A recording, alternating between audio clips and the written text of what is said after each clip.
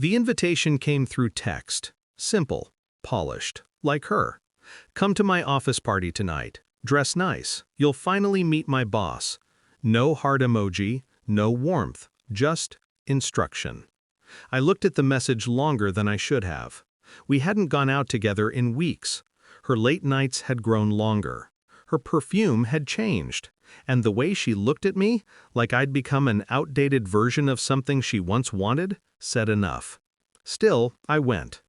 The party was held at one of those corporate glass towers where success reeks of champagne and quiet arrogance. She met me at the entrance, dazzling in black satin, her smile precise and hollow. "Don't embarrass me," she whispered. I smiled, thin, measured, as her boss placed his hand on her back a second too long. They laughed together. She didn't notice I'd seen. Not yet. His name was Ethan Cole, CFO, divorced, 43, and apparently very comfortable with my wife's personal space. They mingled like a practiced routine. Every tilt of her head, every soft touch on his arm, choreographed. I watched them from across the room, not with rage, but with observation, like an analyst dissecting a pattern. Her colleagues watched too. Their eyes flickered between us. Pity.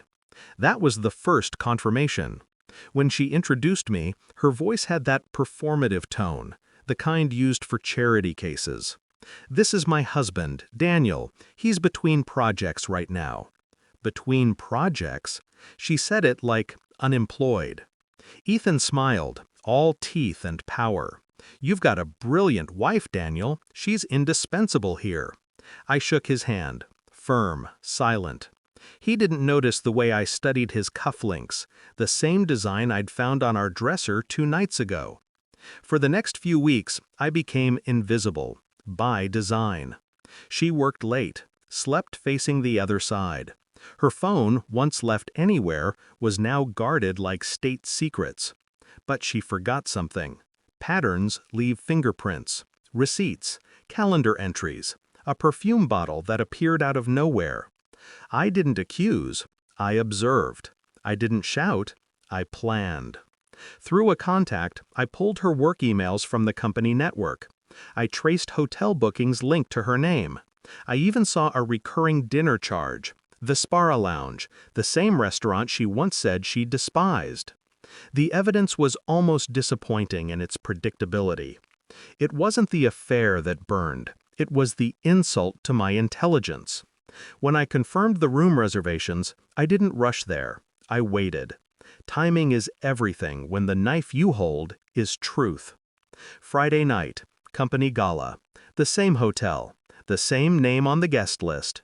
Hers. And Ethan's. I walked in through the service entrance, blending into the flow of catering staff. Security badges are easy when you understand systems. Their laughter carried faintly from the private lounge. I opened the door, quietly, and saw what I already knew. Her hand in his tie undone. Their secret no longer secret. She froze when she saw me. He stood, trying to look authoritative, respectable, pathetic. I didn't shout. I simply placed a folder on the table.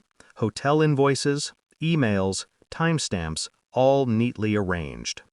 "Corporate theft," I said, calmly. "Leaking confidential project data to your lover, Ethan." She forwarded every draft. Her face drained of color. He paled.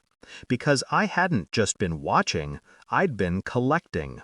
The company board received an anonymous copy earlier that morning. 2 hours later, the gala reached its peak. The music swelled, lights flickered, laughter filled the air. Then the whispers began. Ethan's name spreading through the room like smoke. HR executives pulling out phones.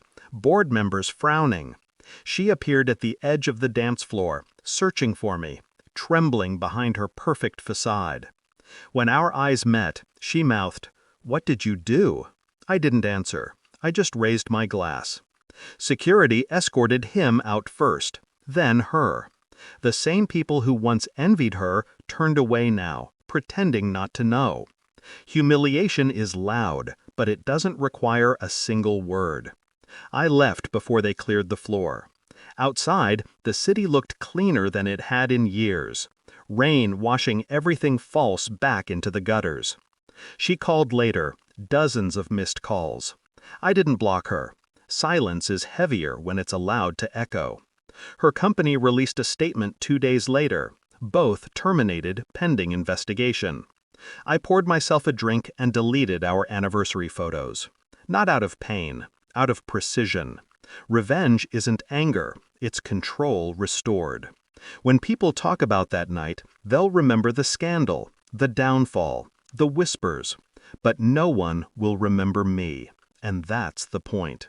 Because power isn't in being seen, it's in being remembered by those who wish they could forget you.